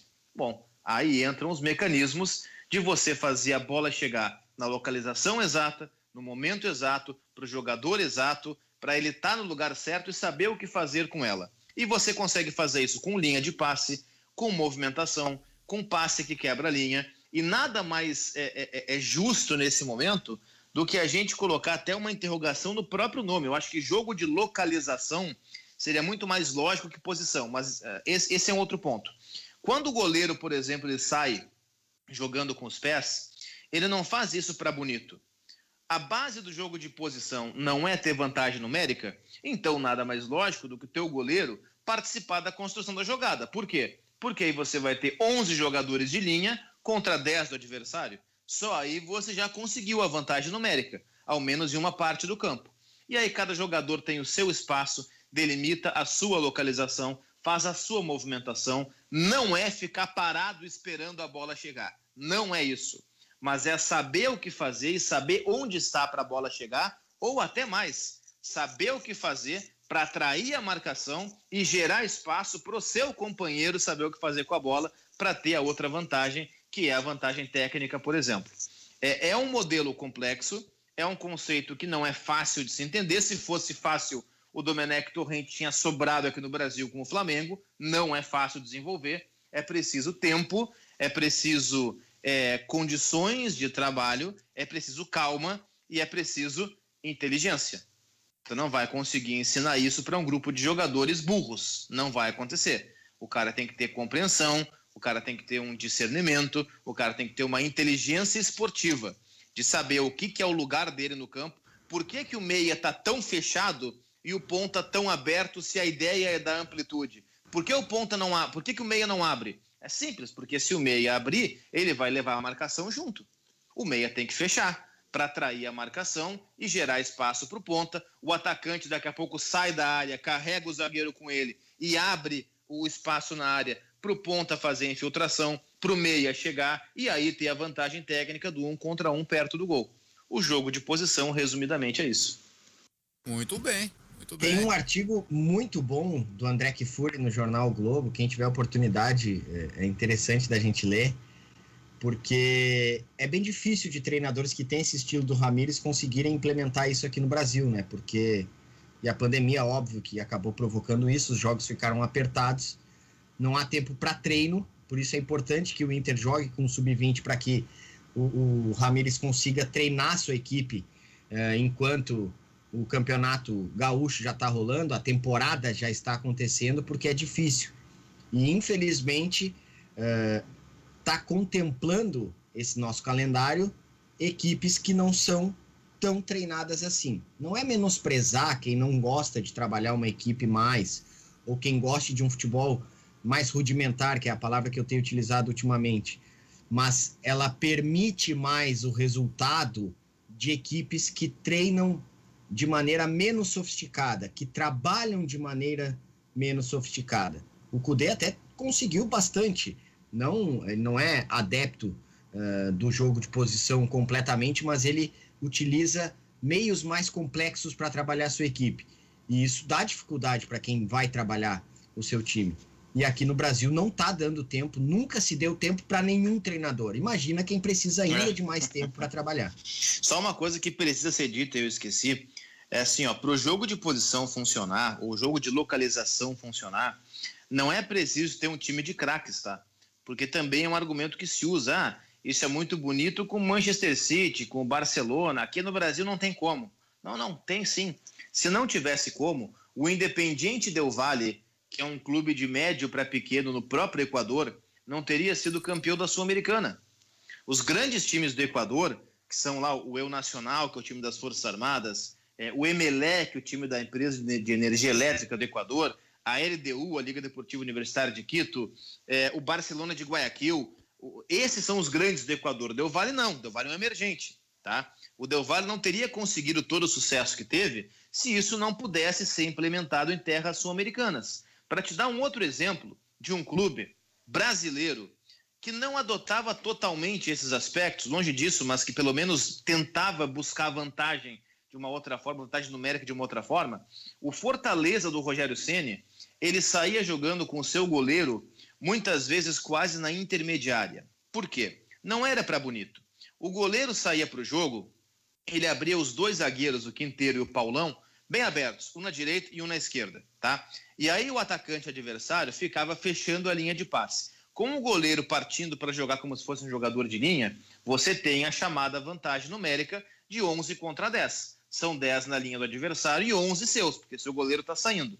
Aí o goleiro pode dar um passe para o lado, pode dar um lançamento de média distância, um passe para quebrar a linha, e aí você já supera a primeira linha de marcação do adversário, ganha campo, ganha espaço, ganha terreno e vai chegando à frente. como goleiros, fazendo parte da criação do time. Nada mais lógico do que um time que busca superioridade numérica tentar sempre ter um jogador a mais. Esse é o objetivo. E o Fortaleza, que é só o Fortaleza, que quase caiu depois que o Ceni saiu, fazia isso. Então não é preciso ter o Neuer no gol, não é preciso ter o Ter Stegen no gol, não é preciso ter bilhões de reforços como tem o Manchester City para se fazer isso. Sabendo aplicar o conceito, você consegue fazer até no Fortaleza, como em boa parte o Ceni fez. 12h, 30 minutos, marcou o sinal da Rádio Guaíba. Nós vamos ao intervalo aqui no Ganhando o Jogo. Não, sem antes anunciar que a hora certa, em nome de Carrefour, todos merecem o melhor. E na sequência, mais debates para você aqui na Guaíba. 25 minutos para 1 da tarde, hora certa, Carrefour, todos merecem o melhor. Ganhando o jogo aqui pela Rádio Guaíba. Boa tarde, 2 perguntas. O Inter, por ter tido o Kudê como técnico, pode tornar mais fácil o entendimento da tática complexa para o grupo de jogadores? E a outra pergunta, vocês acham que a direção do Inter vai bater no peito e dar tempo para o Miguel Ángel trabalhar a despeito das pressões que vão vir? Grande abraço, Rodrigo Mendes, da Vila Ipiranga. Quem acreditar? Eu posso responder uma delas. Eu acredito. Não, é que eu acredito que a diretoria do Inter vá dar esse respaldo, né? Sabe quem tá contratando, como ele precisa de tempo para trabalhar, e 2 anos de contrato, toda essa... e agora não é ironia, viu? Toda essa aura que o Inter tá querendo pelo menos nos passar, e parece ser verdade, de gestão mais profissional, mais embasada, com todo cuidado, sem ser tão intempestivo, né? Sem ser tão torcedor nos cargos importantes do time, do clube, perdão, principalmente no departamento de futebol, é o que se espera. Tem que ver se vai aguentar a pressão em caso de alguns insucessos. Oliveira, Bruno, Orestes, Ana. Não, a questão do modelo do Kudê ajudar ou não o modelo do Miguel Ramírez são modelos diferentes. Tá? São modelos que podem ser complexos, mas há várias diferenças dentro dessa complexidade. Se entenderam o modelo do Kudê, por que não podem entender outro modelo que tem as suas diferenças? Quando eu disse que para se entender o jogo de posição é preciso um grupo inteligente, um grupo com uma capacidade acima da média dessa compreensão, eu acho que o grupo do Inter tem isso. O grupo do Inter tem jogadores muito inteligentes. O Rodrigo Dourado é inteligente, o Thiago Galhardo é muito inteligente, Paulo Guerreiro é inteligente, Bosquilha é inteligente, Edenilson é inteligente, o Cuesta é inteligente. Eu acho que o Inter tem sim jogadores, tem outros que não são tão assim, é verdade, mas tem jogadores bem inteligentes, tem jogadores com, daqui a pouco, eu não queria usar o termo, mas vamos lá, com um QI acima da média, para que compreendam essas orientações dessa nova dinâmica. Eu acho que é possível que eles entendam sim. O Orestes chegou na... Eu acho... Oi? Não, só por isso, e a gente trazendo um exemplo um pouco estranho, vai parecer estranho pelo menos ao torcedor que não acompanhava os treinamentos. Eu me lembro quando o Guto Ferreira, e já contei essa história aqui, ele começou os seus primeiros treinamentos no Internacional e na oportunidade ele colocou os jogadores, são 2 gramados, né, ali no CT Parque Gigante, ele colocou um gramado pessoal para fazer atividades físicas enquanto ele preparava o outro gramado para fazer então as atividades de posicionamento. Ele colocou faixa, bambolê, seta, fincou assim umas estacas para fazer todo esse deslocamento, tu vai ter que ficar aqui, não pode passar dessa área, desse quadrangular, e ele explicando, né? Os jogadores foram pro outro lado e ele explicando, olha, acho que ele ficou uns 5 minutos explicando o que ele queria que os jogadores fizessem. Daí sabe aquela aula de educação física? Vai! Ninguém foi, porque ninguém tinha entendido nada. Então acho que passa também pela inteligência do jogador, mas também pela didática do profissional que vai estar dentro do gramado. Tu pode criar essas situações, e quem cuida da área de educação, nós temos alguns professores que nos escutam, né, inclusive, e algumas professoras também que estão sempre na nossa audiência. Dependendo da maneira que tu ensina, que tu passa o conteúdo para o aluno, ele pode achar interessante ou ele pode achar e não entender nada, não ver relevância nesse aprendizado. Acho que nessa composição tem jogadores, como o Oliveira destacou, que tem características mais não inteligentes, mas que são mais aptos, eles pegam mais rápido as coisas, mas tem aqueles que, através do feeling, que a gente fala, né, que é o que o jogador sente, a intuição, ele vai treinar tanto, que aquilo já vai se tornar natural, já é o entendimento óbvio do jogo, saber que tu não pode ultrapassar daquela área, tu vai levar um puxão de orelha, daqui a pouco tu vai deixar a bola passar e vai errar toda a jogada ensaiada ou todo o esquema, tu vai perceber que tu tem algumas limitações. Acho que isso passa tanto da iniciativa do jogador, mas também da didática do próprio treinador, o que é muito positivo no caso do novo técnico do Internacional, porque ele tem, por característica, lidar com jovens. E quando se lida com jovens, o pessoal, né, tem que criar algumas estratégias que não são as mais convencionais, tratando de jogadores já profissionais ou com mais rodagem, que tem mais experiência, inclusive em seleção, que geralmente tem uma ideia de ter os vídeos, tu receber informações, né, que tem que estudar em casa. Então isso o jogador de seleção já é mais acostumado do que alguém que está vindo da base. Olha, eu tenho absoluta certeza de que a direção do Internacional vai dar todo o respaldo para o Ramírez e vai dar tempo para ele trabalhar, porque sabe que o cara é inteligente, que o cara vai colocar tudo em ordem. Agora tem outras pessoas, outro grupo, esse é o principal, que pode fazer uma pressão e aí complicar a situação do treinador. É o torcedor. O torcedor, você sabe, é um cara de resultado, é resultadista. 2 derrotas consecutivas, já vai achar que o Abel tinha que estar aí. Então, eu acho que o torcedor tem que dar a sua contribuição também e dar um tempo com calma, com tranquilidade, para o Ramírez colocar a casa em ordem. E aí sim, os resultados devem aparecer. E essa característica que a Ana falou, da didática, o Ramírez parece ter, né? Trabalhou naquela academia no Catar, tem a ênfase de trabalhar com os caras mais jovens, com a base. Então isso, a mim, claro que estou aqui interpretando, mas a mim denota que ele tem essa capacidade, né? De ter a didática, de conseguir passar para os caras. Se ele pega jovens e tenta trabalhar isso, acredito que ele consiga fazer isso também com os atletas que vai trabalhar no Internacional.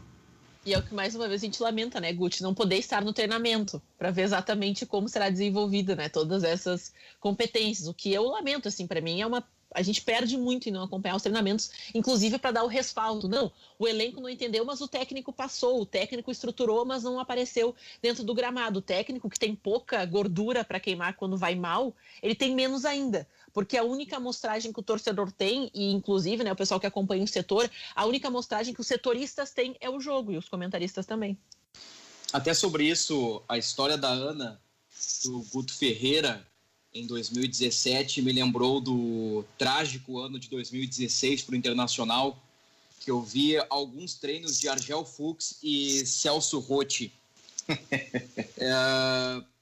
Tem certa vez que eu, num treino do Celso Rotti, já na reta final do Campeonato Brasileiro, o Inter já prestes a ser rebaixado, eu pedi passagem na outra emissora para entrar no ar e dizer que foi o pior treinamento que eu vi na minha vida.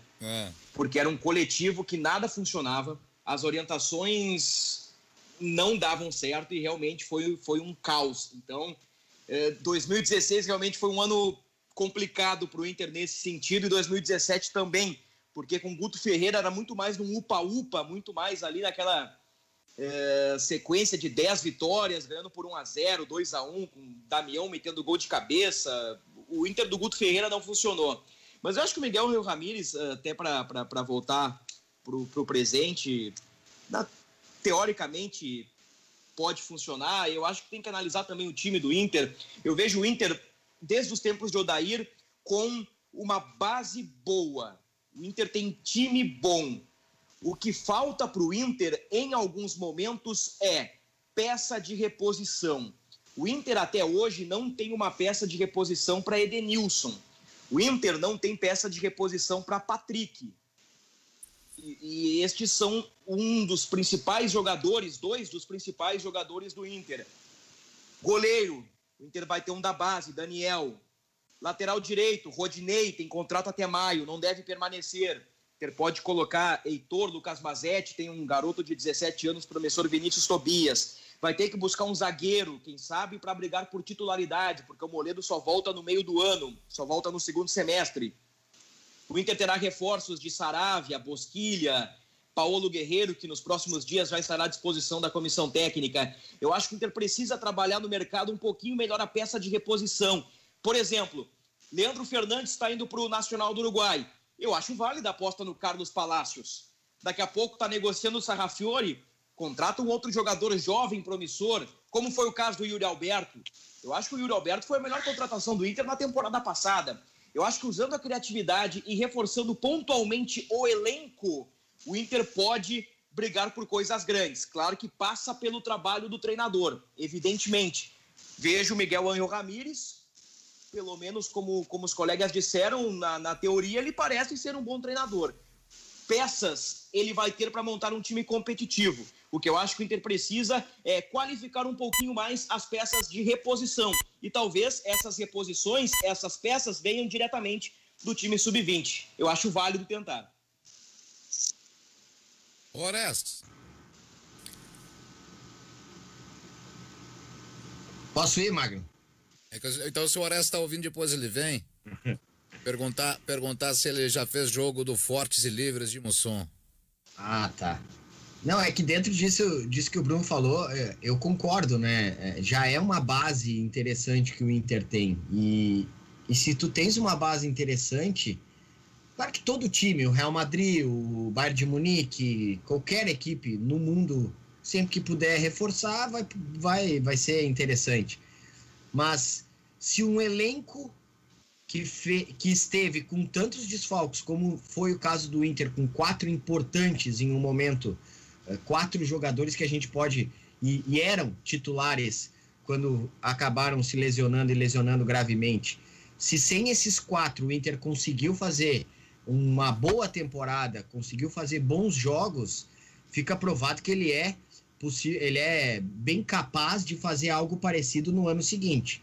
E aí tu alia isso a um trabalho que eu acredito possa ser melhor de campo com o Miguel Ángel, mais uns reforços de garotos e uma outra contratação, o Inter começa bem para a temporada de 2021. E o mesmo vale para o Grêmio. Eu não vejo, posso estar sendo otimista demais, mas eu não vejo os plantéis de Grêmio Internacional ruins ou muito abaixo para tentar conseguir algo grande. Eles não são os melhores. Isso é inegável. Tem Atlético Mineiro, tem Flamengo, tem o próprio Palmeiras. Isso tudo bem. Mas estar em pé de igualdade ou de possibilidades para fazer algo grande na temporada. Aí vai entrar o trabalho, vai entrar a questão de não ter um azar de tantas lesões com tantos jogadores importantes. Tem que ver como vai, no caso do Grêmio, a questão física ser trabalhada. No caso do Inter, como o Miguel Ángel vai conseguir montar essa equipe. Mas repito, estar sendo otimista demais, mas discordo um pouco quando a gente talvez automaticamente diga os grupos são insuficientes, os jogadores são muito ruins. Não é bem assim. A gente tem que ver a média do que temos aqui no futebol brasileiro e no continente, já que a dupla disputa Libertadores. A base do time do Inter. Por favor, Orestes. Furei a fila. Não, Luiz Magno, é o seguinte, é que o meu botãozinho aqui de ligar o microfone trancou. Luiz Magno, o que gostarias de saber? Não, justamente um ouvinte mandou um recado aqui, Orestes, eu perguntei se você já narrou alguma partida do Fortes e Livres lá de Mussum. Não tive o privilégio. E ele diz, o ouvinte Luiz Fernando Kella, aqui de Porto Alegre, disse que o Inter, o esquema do Miguel Ángel já há muito tempo aplicado lá no Fortes e Livres, viu, Orestes? Ah, é? Nossa Senhora!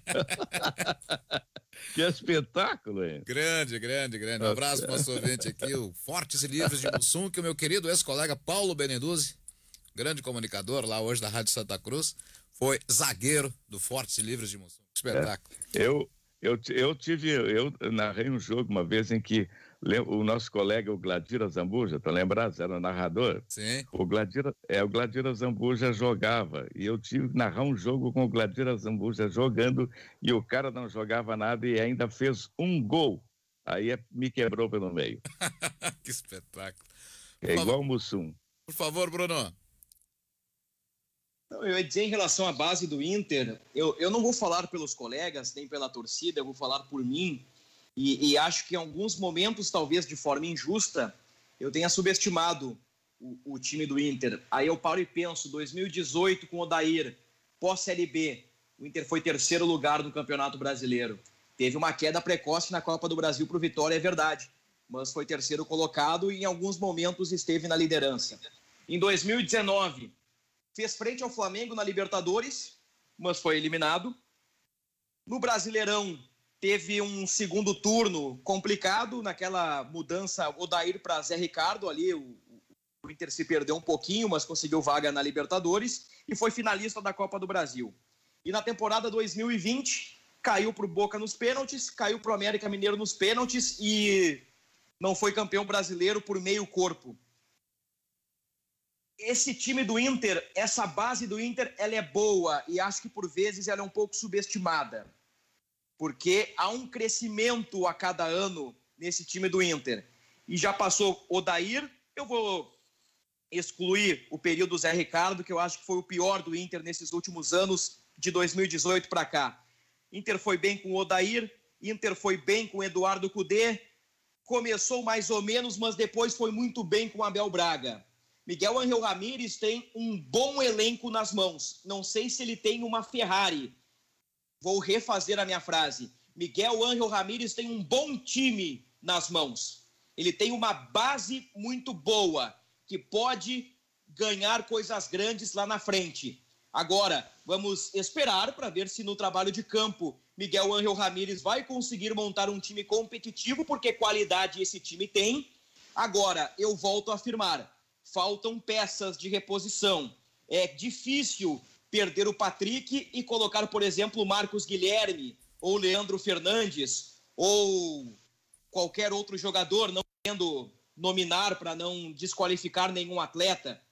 Mas, em alguns momentos, o Inter perdeu qualidade pelas peças de reposição. Talvez, com a gurizada da base, o Inter consiga ter um elenco um pouco mais homogêneo para a temporada de 2021. Mas base tem, time tem. Vamos aguardar o trabalho do Miguel Ángel Ramírez. E eu vou citar aqui algumas estatísticas do Footstats sobre Edenilson, para que vocês vejam o jogador que o Inter tem, a qualidade que o Inter tem no seu elenco. Edenilson, entre todos os volantes do campeonato, primeiro em gols, primeiro em assistências, primeiro em participações diretas, primeiro em finalizações, terceiro em assistência para finalizações, terceiro em cruzamentos certos, segundo em dribles. Entre todos os volantes do Campeonato Brasileiro, o Inter tem um jogador diferenciado no meio-campo, ele se chama Edenilson e o Inter vai ter que resistir ao interesse do milionário Atlético Mineiro. Condições dessa resistência, vocês imaginam? Não, eu vejo que essa análise e avaliação feita de grupo do Inter, o grande desafio do Inter, que é um clube que não vive um grande momento financeiramente falando, é otimizar o seu mercado. O que é otimizar o mercado? De fato, ter os goleiros que o Inter tem com o Daniel surgindo, não tem por que ter Marcelo Lomba mais Danilo mais Daniel. Fica com 2. Coloca o Lomba ou o Danilo em uma negociação ou usa como moeda de troca. Claro que tem que haver um clube interessado, não é fácil, mas tentar otimizar esse tipo de negócio para montar um grupo com as características que o técnico deseja, mas sem nunca deixar de olhar para a categoria de base. E segundo a própria direção do Inter, isso foi um dos motivos principais na hora que o Inter foi buscar e decidiu pelo Miguel Ramírez, porque ele é um cara que de fato olha muito para a categoria de base, observa muito jovens jogadores, e o Inter tem uma base que tem gente boa surgindo. Eu acho que o exemplo foi dado no ano de 2020. O Inter foi campeão da Copa São Paulo e puxou da base para o time de cima o Praxedes, puxou o Caio Vidal, emprestou o Pato para Ponte Preta, voltou e o começo dele pelo menos foi com gol marcado contra o Juventude, o Guilherme Pato. Tem os zagueiros ali que tiveram chance, o Pedro Henrique, Carlos Eduardo, o Mazetti na direita, o Lucas Mazetti tem um potencial para ser um grande jogador, eu acho até mais do que, ou pelo menos mais pronto do que o Vinícius Tobias, que tem só 17 anos. Então o Inter olhou para a sua base e ele viu que ali tinha coisa boa para aparecer. Então acho que o próprio Miguel Ramírez vai fazer isso, vai olhar para a base, e esses jogadores que ele está pedindo, eles podem sim reforçar essa base, que eu concordo, ela é boa. Eu não sou daqueles que acham que o Odair tirava leite de pedra do Inter. Não, eu acho que ele fez um trabalho satisfatório. Algumas coisas boas, outras nem tanto. Agora, o grupo do Inter, ou o time do Inter, melhor dizendo, ele não é fraco, não. Poxa, esse resgate que fez o Bruno é um resgate absolutamente correto e coerente, historicamente falando, de um time que trocou de técnico várias vezes e sempre se manteve em alta, tirando ali aquele período horroroso do Zé Ricardo. Então, Odair, Abel, Kudê, são técnicos muito diferentes. Todos conseguiram tirar bons resultados desse time. Então é porque o time realmente não é tão fraco assim, né? E tem uma coisa, eu concordo, tudo que o Bruno falou do Edenilson, eu coloquei o Edenilson na minha seleção do campeonato, eu acho ele um jogador importantíssimo, até no aspecto mental, de liderança, de força, mesmo somando isso a muita qualidade, verdade, mas tem uma coisa que é até informação, né? O próprio Cristiano Silva trazia ontem. O Internacional adoraria que alguém depositasse 4 milhões de dólares por um jogador de 31 anos, em que pese a grandíssima qualidade e importância que o Edenilson tem para o grupo do Inter. O Inter adoraria receber esses 4 milhões de dólares, que é a multa do Edenilson. Muito bem, já estamos encaminhando aqui a parte final do nosso Ganhando o Jogo, mas não posso encerrar sem noticiar algo que está acontecendo no futebol carioca. Aí a turma está checando aqui, confirmando isso, e o que se tem até agora é que o Resende Futebol Clube, que está na Série A do Campeonato Carioca, contratou o Cartoloco para jogar.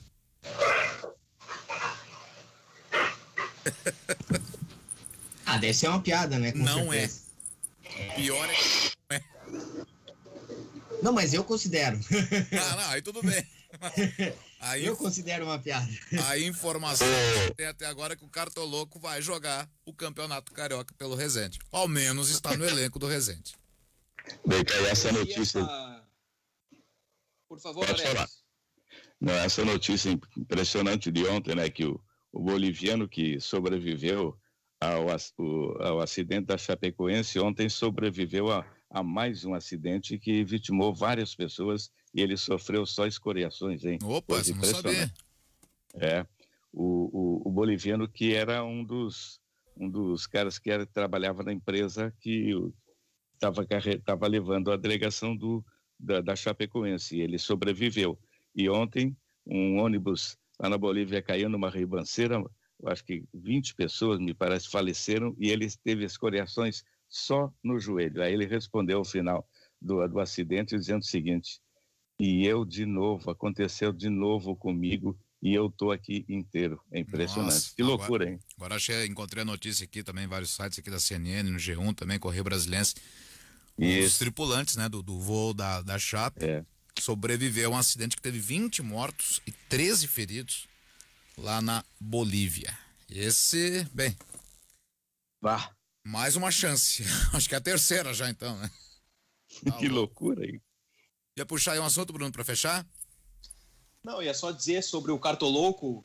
Conheci esse rapaz em 2018, na primeira rodada do Campeonato Brasileiro em Belo Horizonte. O Grêmio venceu o Cruzeiro por 1-0 e me pareceu um sujeito desagradável. Vou utilizar essa palavra. Desagradável. E eu fecho, Magno, dizendo que já temos o primeiro classificado na Copa Libertadores da América. Opa! Universidade Católica de Quito. Os equatorianos venceram o Liverpool do Uruguai por 3-0, avançaram para a segunda fase da pré-Libertadores. Agora a Universidade de Quito pega o Libertad na próxima fase da pré-Libertadores. Hoje tem Caracas e César Valerro na ida 0-0 e tem Guarani do Paraguai e Royal Pari da Bolívia na ida 4-1 para o Guarani. Ok. E Magno, só rapidamente, o Fred dos Impedidos já foi contratado como uma ação de marketing por um clube aqui do Brasil. Até estava tentando achar qual, mas foi uma ação de marketing também. Pode, quem sabe, ser uma estratégia. Não me assusta, que eu achei que ia jogar também, né? Não, o Fred dos Impedidos jogou algumas oportunidades. Ele chegou a jogar futsal, né? Mas voltar pro futebol profissional, enfim, é outra coisa, né? Vamos lá. Obrigado, Ana. Obrigado, Guti, nosso Ravazoli, Orestes, Oliveira. Abraço a todos vocês. Obrigado também já ao nosso Leonel de Souza, que está na mesa de áudio, antes estava ali o Davis, ao nosso Martin na produção. Fique agora com o correspondente Guaíba. Todos, boa tarde.